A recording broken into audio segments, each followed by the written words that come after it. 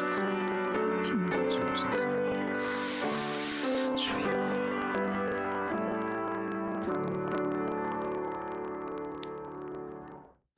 골로새서 2장 6절로 7절 두 절을 제가 읽습니다. 골로새서 2장 6절로 7절.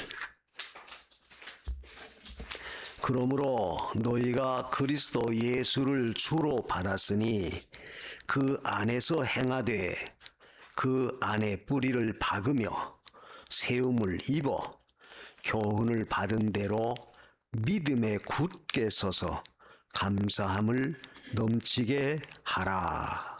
아멘. 7절까지는 말씀.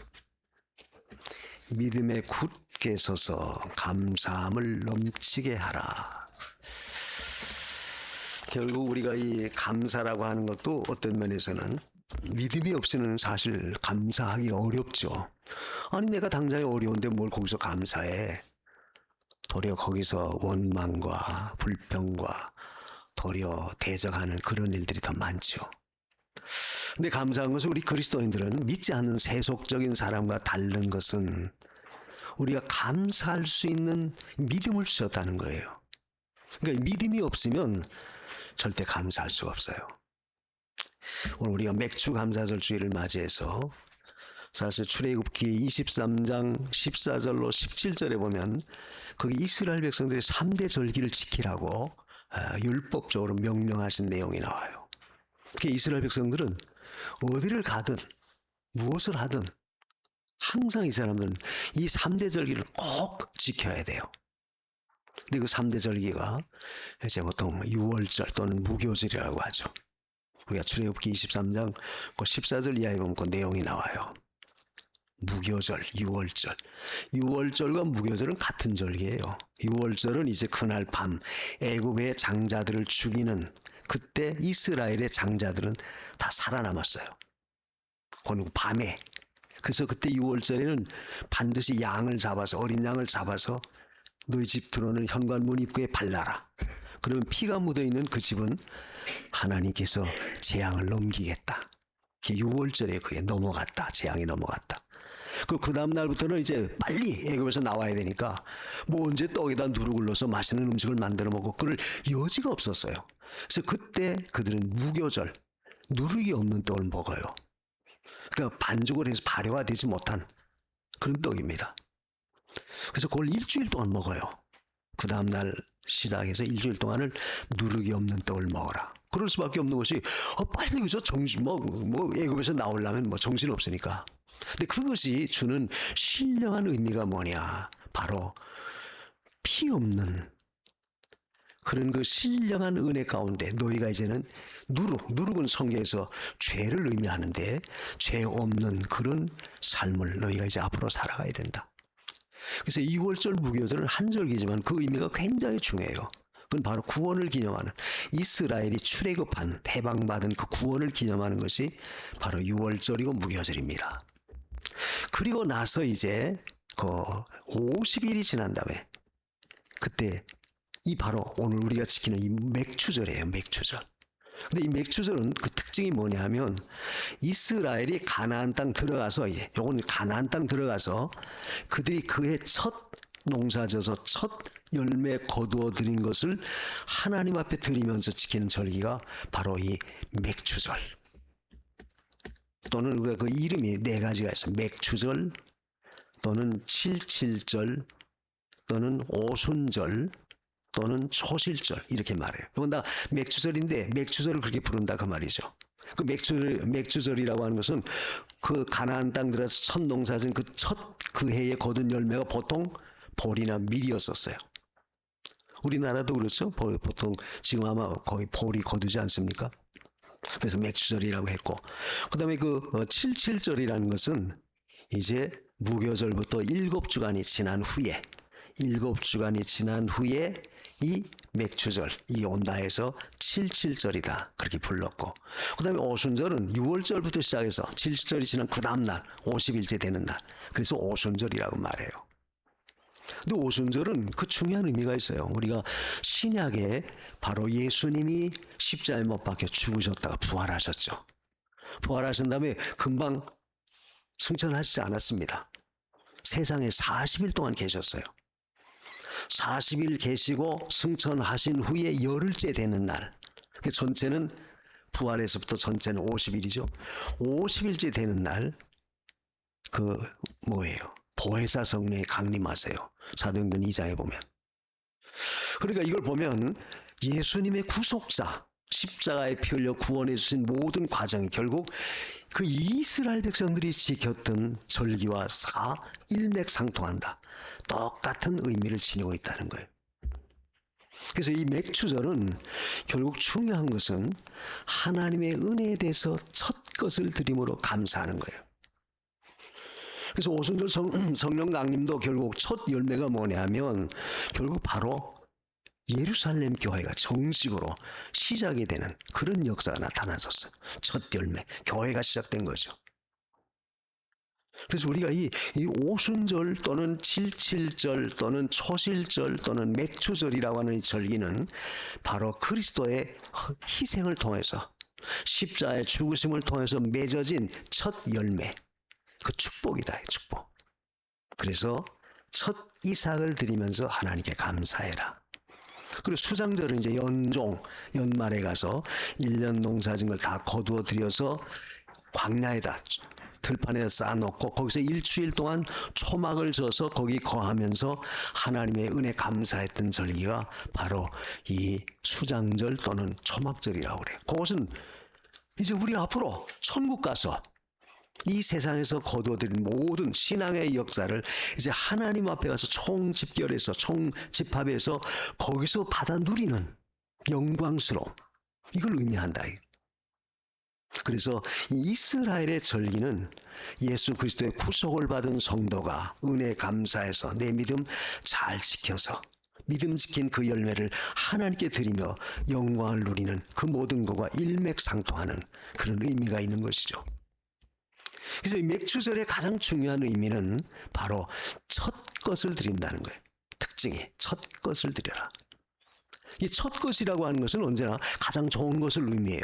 또 첫 것이라고 하는 것은 가장 소중하고 귀중한 걸 의미합니다. 왜냐하면 이스라엘 백성들이 40년을 광야에서 유리방황했다가 40년 동안 아무것도 못했어. 여기저기 쫓겨다니면서. 땅이 있습니까? 농사 질 수 있어요? 어떻게 해요? 못했어요. 그런데 40년 동안을 그들이 조금 더 다치지 않고, 우리가 성경을 보면 그들의 의복에 헤어지지 않았다. 발이 부르트지 않았다. 신발이 헤어지지 않았다. 아니 어떻게 그 험악한 광야 생활에서 그들이 그렇게 지나왔나? 그게 바로 하나님의 은혜였다. 그래서 맥추절은 결국 우리가 가나안 땅 들어가서 그 땅에서 내 땅을 분배받고 그리고 농사져서 감사하기 때문에 첫 것을 드린다고 하는 그것이 바로 맥추절의 의미인데, 이건 뭘 가리켜요? 맥추절이 주는 중요한 의미는 하나님이 우리의 필요한 일용할 양식을 공급하신다, 이걸 보여준 거예요. 내가 나가서 열심히 일해서 대가로 내가 먹고 살고 오늘까지 지내왔는데요. 물론 그렇죠. 그렇지만 그것조차도 전부가 하나님의 은혜다. 이게 은혜. 하나님의 은혜예요. 내가 이만큼 능력 있고 재간이 있어서 이만큼 부도 내가 쌓아놓고 내가 이렇게 누렸는데 그것도 하나님의 은혜예요. 그것도 하나님의 은혜예요. 전부가. 하나님이 건강 안 줘봐요. 하나님 그런 일감 안 줘봐요. 또 그런 어떤 여건과 환경 갖춰지지 않는다고 해보세요. 우리는 어느 것 하나라도 하나님께로부터 받지 아니하는 것은 하나도 없다. 맥추절을 지키는 중요한 의미는 모든 것은 하나님이 주시는데 우리의 일용할 양식, 필요한 양식을 공급하시는 분이다. 아까 그 광야 생활 말했죠. 40년 동안 광야에서 그들이 어떻게 먹고 살아요? 그런데도 만나를 내리셨다, 하늘에서.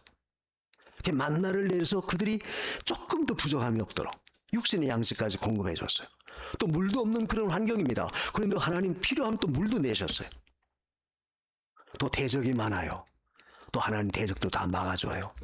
그래서 맥추절의 의미는 곧 뭐냐? 바로 우리의 생활의 모든 것을 주관하시는 분이다. 이걸 깨닫게 하는 거예요. 일용할 양식을 주시는 분, 그 다음에 삶 속에 필요한 모든 걸 공급하시는, 우리의 모든 걸 주관하시는 분이다. 우리의 생명을 주관하시고 우리의 일상의 모든 걸 주관하시는 바로 그분.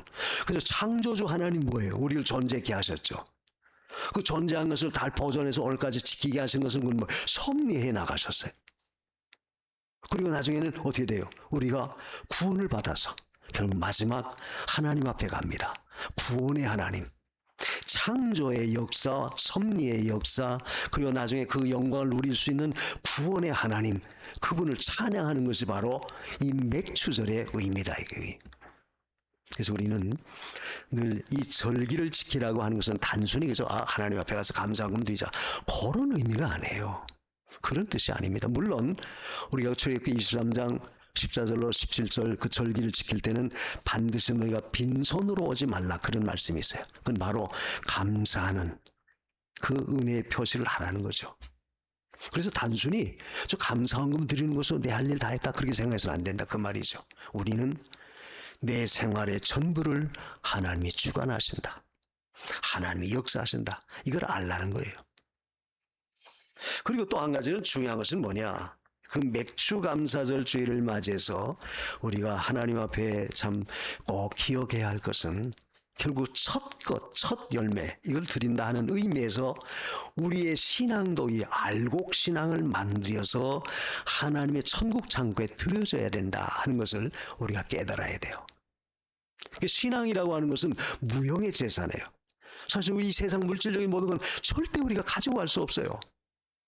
우리 디모데전서 6장 그 몇 절이에요? 6장 그 9절 이하입니까? 거기 보면 우린 공술의 공수가 인생이다 그랬지. 디모데전서 6장 7절에 이 세상에 아무것도 가져온 거 없고 가지고 가지도 않는다 그랬어요. 근데 만약 우리가 거꾸로, 만약 우리가 이 세상 떠날 때 세상에서 내가 이루는 것을 가지고 간다고 해보십시다. 가지고 갈 수도 없지만 만약 내가 이 세상에 이루는 것을 내가 천국에도 가지고 간다, 한번 생각해 봐요. 그러면 많이 이뤄놓은 사람은 아주 굉장한 거 많이 가져가겠죠. 그럼 반대로 아무것도 이루지 못한 가난한 사람은 천국 가서도 어떻게 가져갈 게 없으니까 거기 가서도 지질이 그 전을 천국에서도 가난한 그런 모습으로 있어야 될 거 아니에요. 그렇지 않겠어요? 그런데 하나님이 아무것도 가지고 갈 수 없도록 만드신 것도 얼마나 감사하나요. 왜? 거기는 하나님의 은총을 누리는 공평한 그런 세계예요. 가지고 갈 수 없는 것도 감사해요. 또 가지고 간다고 생각해 보십시다. 천국 가면 이 세상 것보다 더 좋은 게 많은데, 더 풍성한데 아무 노력을 안 해도 거기 가서 우리가 누리는 그런 복된 복락의 세계인데, 이 세상 이 돈 잡다한 거 가져가 봐요. 거기서 아무짝에도 쓸모가 없어요. 도리어 쓰레기밖에 안 되죠. 우리가 이사를 갈래도 그 이사하는 게 얼마나 힘들어요. 짐 싸고 꾸리고 가서 풀어놓고. 그런데 천국까지 이 내가 세상에서 만들어 놓은 거 가지고 간다고 해보세요. 얼마나 힘들겠어요. 왜 제가 이렇게 비유적으로 말하는 줄 압니까? 우리가 하늘나라에 아무것도 가지고 갈 수 없는 것도 너무너무 감사하다. 그러나 가지고 갈 수 있는 것 딱 한 가지 있어요. 뭘 가져갑니까? 무형의 자산, 보이지 않는 자산입니다. 그게 뭐겠어요? 우리의 믿음을 지켜놓은 거, 우리가 믿음 지켜놓은 거, 믿음의 열매를 가지고 간다. 그러니까 내가 하나님 앞에 이 세상 살면서 하나님 주신 것 가지고 얼마나 신령한 영적 열매를 많이 맺혔느냐, 그것은 하나님 앞에 가지고 와서 거기에 대한 보상을 받는다, 상급을 받는다. 그래서 우리는 언제나 이 땅에 살면서 하나님이 모든 걸 주셨다. 그래서 그것 가지고 내 신앙을 지켜나가는데 잘 이용하는 그런 지혜로움을 우리가 배워야 돼요.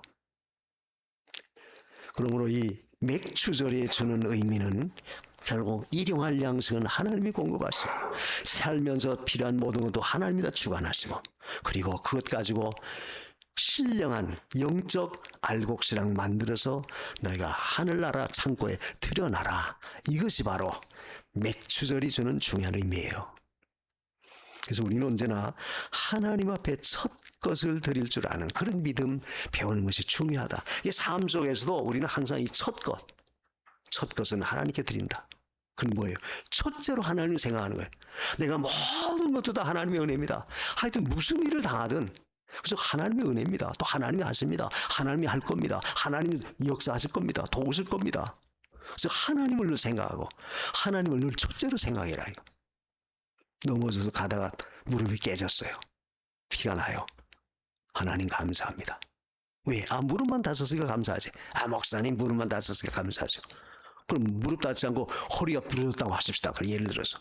그래도 감사해야 되죠. 죽지 않았으니까. 그럼 죽었다고 하십시다. 죽어도 감사해야죠. 왜? 천국 가니까. 즉 이 말은 우리의 삶 속에 작은 것부터 큰 것까지 전부 우리는 늘 하나님을 생각하라. 하나님. 이게 바로 맥추절을 지키는 참된 정신이에요. 이게 첫 것의 의미입니다. 그 첫 것은 제일 좋은 거죠. 주일날도 마찬가지 아닙니까? 일의 중 첫째 날. 내가 한 주간을 살기 전에 첫 이날을 하나님 앞에 드립니다. 이것도 첫 것을 지키는 의미예요. 또 하루 일과 중에 첫 시간 새벽에 나와서 하나님 앞에 우리 자신을 드릴 때 그것도 첫 것을 드리는 자세다. 또 우리가 하나님 앞에 11조의 의무를 하고 11조의 헌물을 드려요. 그것도 하나님이 쓴 모든 것 다 하나님의 건데 그 가운데 내가 하나님 앞에 이걸 받아 쓰는구나. 그 감사해서 또 11조를 드리고 이 모든 것들이 결국은 전부 하나님 앞에 첫 것을 드리는 자세다. 그래서 성도는 항상 하나님의 은혜 안에 있음을 늘 잊지 마십시오. 에이 목사님 그런 소리 하지 마세요. 은혜 안에 있다니. 여러 가지 내가 어려움도 많이 없고 시험도 많고 내가 지금 고달픈데 뭐가 은혜 안에 있다고 합니까? 예, 그래도 그 가운데서 감사할 수 있는 조건을 찾아보십시오. 반드시 하나님은 감사할 수 있는 일들을 만들어줘요. 우리가 로마 8장 28절에 있잖아요. 합력해서 유익하게 한다.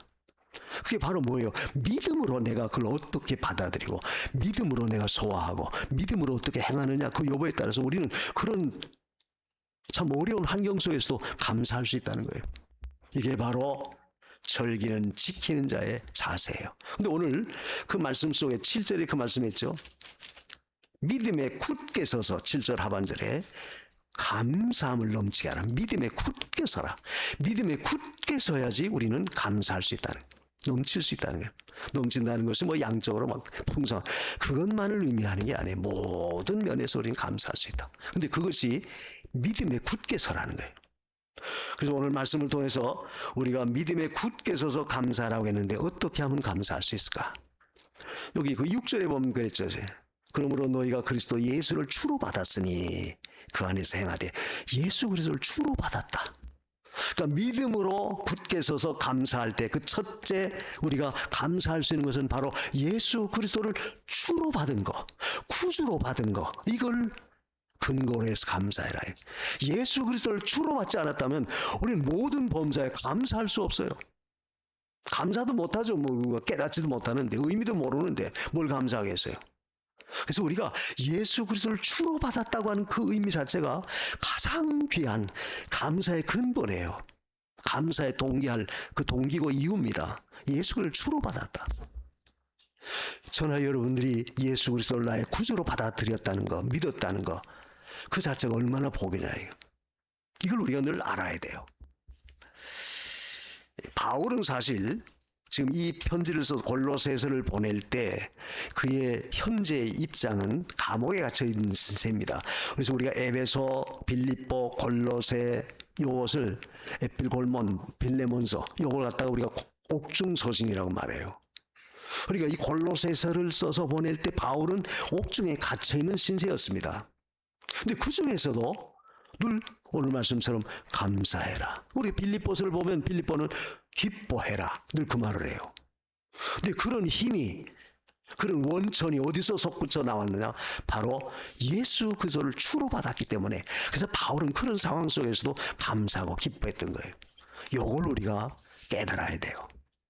그래서 우리가 하나님 앞에 왜 감사해야 되느냐? 예수 그리스도를 나의 구주로 받아들였기 때문에.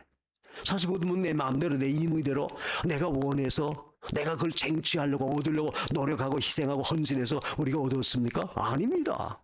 전적 하나님의 은혜예요.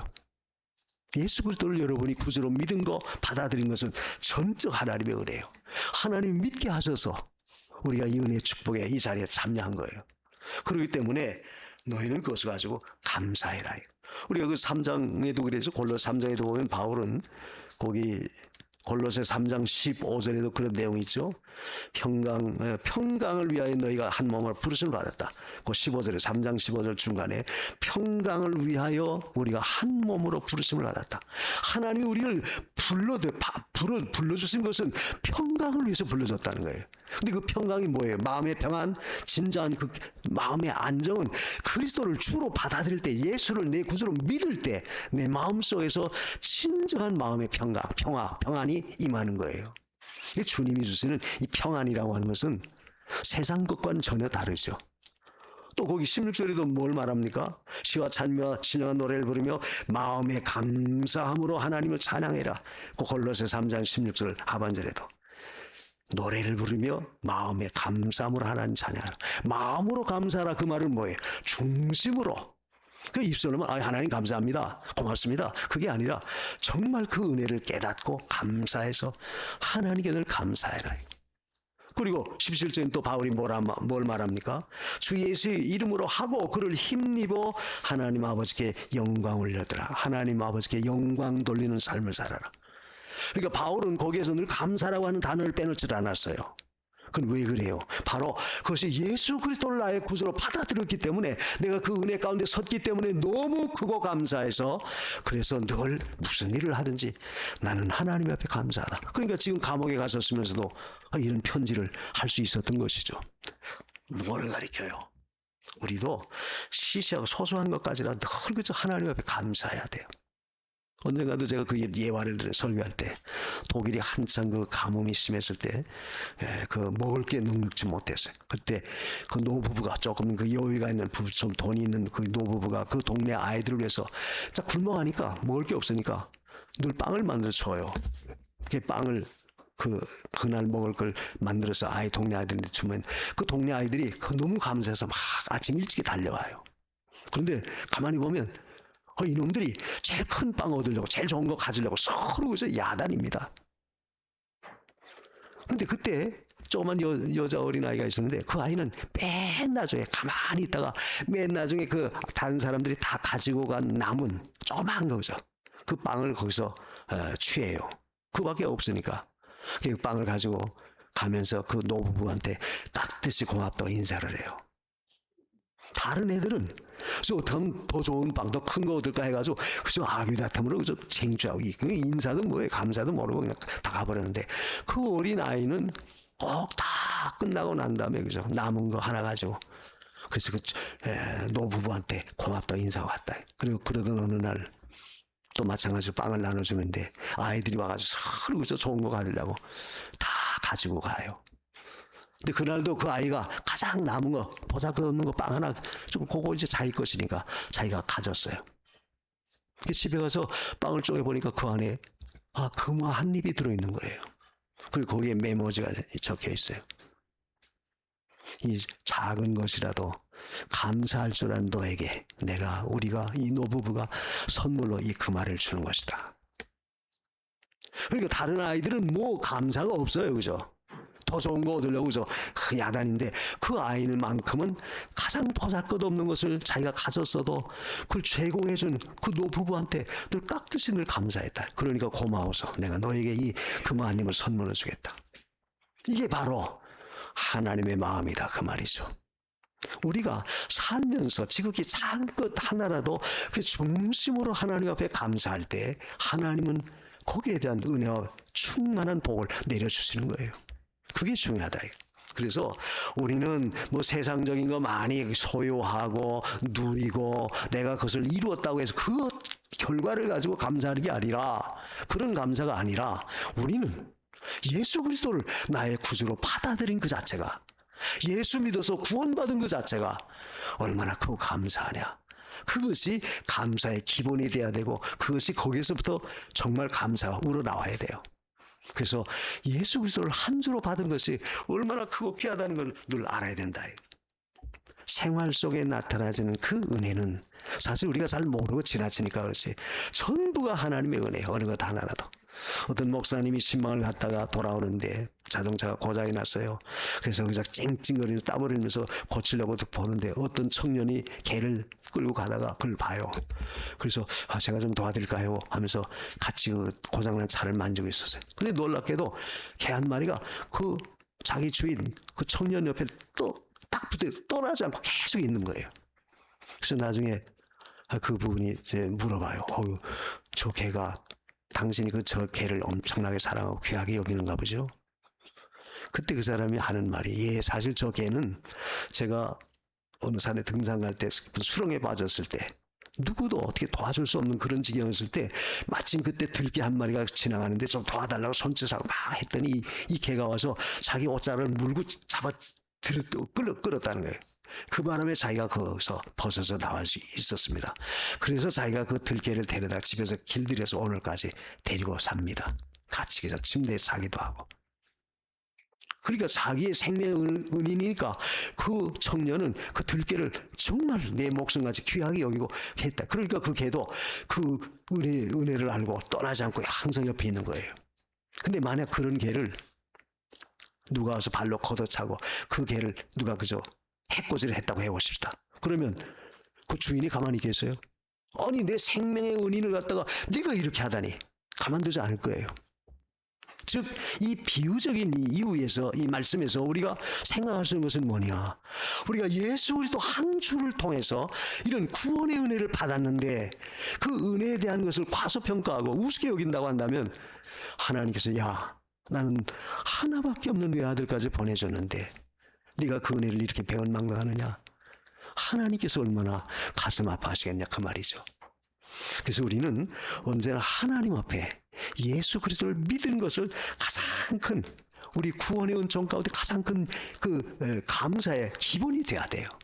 그러니까 뭘 받았다 안 받았다, 무엇이 있다 없다, 남보다 더 누린다 못 누린다, 그것 가지고 평가하고 그것 가지고 판단하는 게 아니고 예수 그리스도가 나의 구주 되심, 이걸 늘 감사해라. 그래야만이 거기도 뭐라고 말합니까? 그리스도 예수를 주로 받았으니 그 안에서 행하되 그 안에서 뿌리를 받고 세움을 입어 교훈을 받은 대로 지켜라. 거기 그 6절 하반절 7절이 그랬어요. 11절 상반절에 그 안에서 뿌리를 내리고 세움을 받고 그리고 그 안에서 교훈을 받은 대로 너희가 잘 믿음을 지켜나가라. 그러면서 너희가 모든 일에 믿음으로 감사해라. 우리가 두 번째로 오늘 말씀에서 우리가 배울 수 있는 것은 뭐냐 하면 결국 우리가 감사할 수 있는 방법은 어떻게 하느냐. 아까는 예수 그리스도를 믿었기 때문에 받아들였기 때문에 그것으로 감사한다고 한다면 이제는 내가 거기다 뿌리를 내려야 돼요. 예수 그리스도의 뿌리를 내려라. 그 말은 뭐예요? 하나님 말씀 진리의 뿌리를 내리고 거기에 세움을 받으라. 이게 마치 그 나무가 땅에 심어놨을 때 뿌리를 잘 내리고 자라나야지 결실이 잘 되는 것처럼 우리 신앙의 역사도 그와 똑같다. 내가 예수 그리스도를 구주로 받았으니까 이제는 거기다 내 자신의 신앙의 근본을 뿌리를 두고 거기서 내 믿음이 점점 견고하게 세워져 나가야 돼요. 그게 바로 하나님 앞에서 어떻게 하든지 감사할 수 있는 그 원동력을 길러나가는 거죠. 그래서 우리는 언제나 하나님의 은혜가 아니면 아무것도 아니다. 예수님께서 이적을 행할 때도 보십시오. 오병이어의 이적을 행할 때도 제일 먼저 어떻게 했습니까? 너희가 먹을 걸 줘라 하니까 제자들이 어린아이가 먹어야 할 오병이어, 즉 보리떡 5개 물고기 2마리 가져왔죠. 그러고 나서 야 이거 같이 나눠줘. 떼어줬습니까? 성경에 보면 먼저 축사하시고 난 후에 떼어서 제자들에게 줬다, 그 말씀이 있어요. 거기 중요한 것은 축사하셨다 하는 그 말은 뭐예요? 하나님 앞에 감사했다 그 말이죠. 감사하고 난 후에 그걸 떼어주니까 엄청난 대중들이 다 먹고 남았어요. 또 나사로 살릴 때도 뭐라고 말했어요? 나사로야 나오너라. 그 말씀 하시기 전에 먼저 기도했다고 그랬죠. 먼저 기도했어요. 하나님 아버지, 나의 요구를 들어주심을 감사하나이다. 내 청을 들어주심을 감사하나이다. 그리고 나서 무덤을 향하여 나사로야 나오너라 외치니까 나사로가 죽은 자 가운데 벌떡 일어나 걸어 나와요. 거기도 보면 아주 특이한 것은 먼저 내 요구를 들으심을 감사합니다. 주님이 그런 말씀하셨어요. 그걸 보면 공통적인 것이 뭐냐? 생활 속에 항상 하나님 앞에 감사할 때 하나님은 그걸 받으시고 더 놀라운 이적과 권능을 나타내 주신다는 것을 보여준 거예요. 그래서 성도는 항상 하나님 앞에 감사함을 넘치게 하라. 근데 그것을 그 안에서 행하라는 말은 뭐예요? 주님과 늘 동행해라 그 말이죠. 거기다 뿌리를 내려라는 말은 어떠한 경우에도 흔들리지 말라는 거예요. 그러니까 내 신앙의 근본은 바로 예수 그리스도다. 그 안에서 그 말씀의 뿌리를 내리고 신앙의 뿌리를 내리고 절대 요동하지 말라는 거예요. 그래야지 결국 우리 믿음이 잘 자라갈 수 있어요. 요즘 그 신천지 때문에 우리 과천 지역이 아우성하네요. 그런 잘못된 어떤 이단이나 사이비한 교훈들, 그런 어떤 세속에 우리를 유혹하는 혹하게 만드는 그런 모든 일들, 거기에 자꾸 우리가 휩쓸려 따라가면은 결국 우리가 뿌리를 내리지 못하고 따라가면 결국 흔들려요. 믿음이 온전히 세워질 수가 없어요. 그런 데서 영향력 받지 않고 흔들리지 아니하려면 이 구주의 구속의 은혜에 깊이 뿌리를 내리고 그 안에서 말씀을 통해 우리 믿음을 잘 길러 나가는 거죠. 지켜 나가는 거예요. 이게 바로 열매 맺는 삶이고 그렇게 함으로 인해서 결국 우리가 더 감사하게 돼요. 이게 세 번째는 그래서 믿음으로 감사함을 넘치게 하라 그랬죠. 믿음에 굳게 서서 감사함을 넘치게 하라. 넘치게 한다는 말은 흘러 넘친다는 말 그대로 물을 채웠는데 뚜껑이까지만 흘러 넘쳐요. 그 넘친다는 것은 어떤 양적인 부분에 특별히 감사가 넘치게 하라 그런 의미를 우리가 말하기보다는 물론 양적으로도 넘치게 감사하는 것 좋죠. 그러나 그 넘치게 하라고 하는 그 말은 모든 범사 모든 매사에 늘 감사함을 거기에 늘 생각하고 있으라고 말이죠. 아까도 제가 예를 들어서 가다가 길을 넘어졌어요.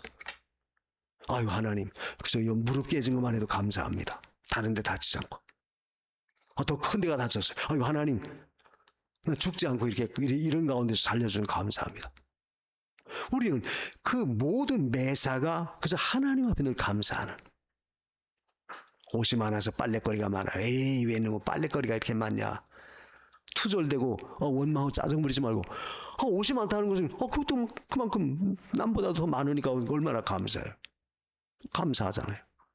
그것 가지고도 도리어 짜증내고 원망할 것이 아니라 옷이 많다는 그 자체만으로도 우린 하나님 앞에 감사하라 그 말이에요. 그러니까 넘치게 하라는 말은 삶 속에 지극히 소소한 모든 것부터 전부까지 전부를 늘 감사함으로 그것을 누리어 소화하라 그 말이에요. 감사함으로 하나님께 영광 돌리라는 거예요. 그것이 굉장히 중요해요.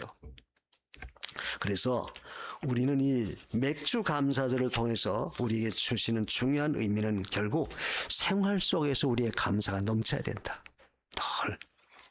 늘 감사가 넘쳐야 돼요.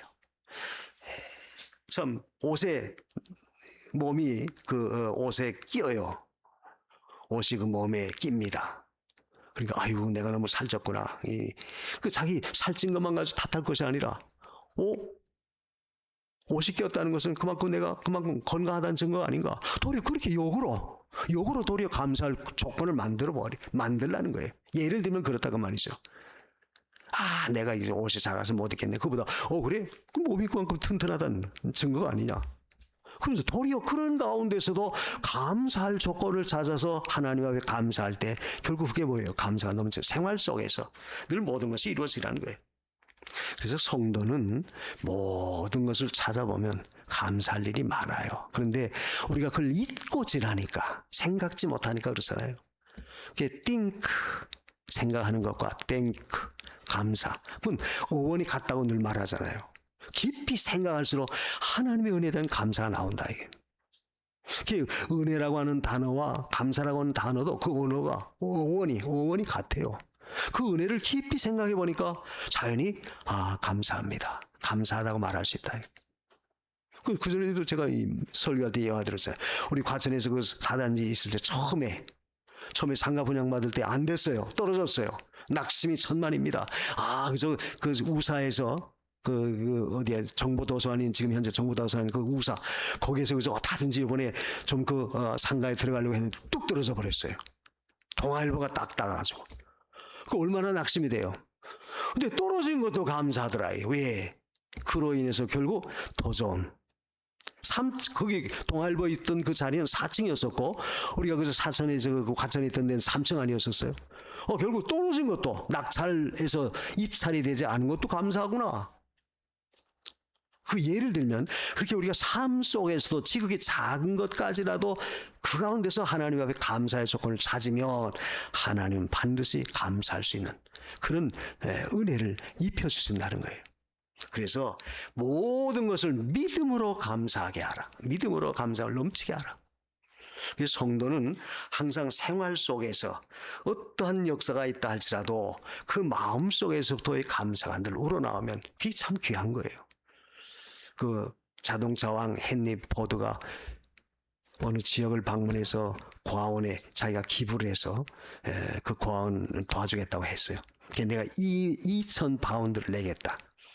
근데 그 다음날 아침에 그 지역 신문에 딱 말하기를 자동차왕 헨리 포드가 2만 파운드를 기증하기로 했다. 오보가 나간 거예요. 그 기자가 잘못 써가지고 오보가 나왔어요. 그러니까 그 고아원 원장이 와서 헨리 포드한테 잘못했습니다. 이거 정정보도 내도록 하겠습니다. 그러니까 헨리 포드가 걸걸 웃으면서 원장님 더 드세요. 이건 하나님이 그렇게 하라고 한 겁니다. 내겠습니다. 그러니까 18,000파운드를 더 내겠다는 거예요. 그러면서 한 가지 부탁이 있습니다. 이 고아원을 짓고 나중에 그 준공할 때 거기다 뭐라고 쓰느냐. 이 고아원은 헨리 포드의 뜻이 아니라 하나님의 뜻에 의해서 지어졌습니다. 그렇게 그걸 기록하세요. 그러니까 웬만하면 아니 내가 2,000파운드 기증하겠다고 했는데 뭐 2만 파운드를 써. 그거마저도 안 하겠다. 거부할 수도 있지만 그 양반은 이게 하나님의 뜻이구나. 도리어 그 가운데서 하나님의 뜻을 쫓았다. 뭘 가리켜요? 넘치게 하라는 말은 결국 생활 속에 작은 것까지라도 잊지 말고 늘 하나님의 은혜가 일상생활에 넘치는 그런 자리에 서라는 거예요. 그렇게 할 때 하나님 반드시 거기에 대한 보상을 주시는 겁니다.